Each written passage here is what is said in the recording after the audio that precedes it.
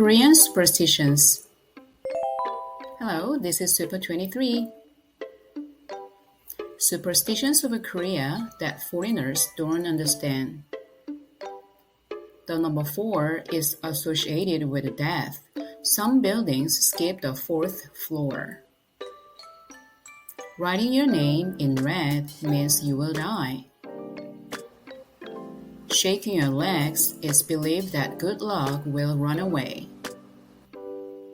The magpie is considered a good omen, while the crow is associated with bad luck. If you give someone shoes as a gift, they will walk away from you. If you whistle at night, a snake will appear. Eating chicken wings means you could cheat or fly away from your partner. If you dream of a pig, something good will happen. If you sleep with a fan on, you will die.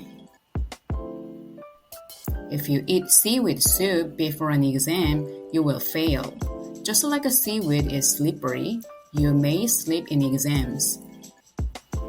I'm going to make a video that will help with English studying. Please subscribe and like if you found these videos helpful. Thank you!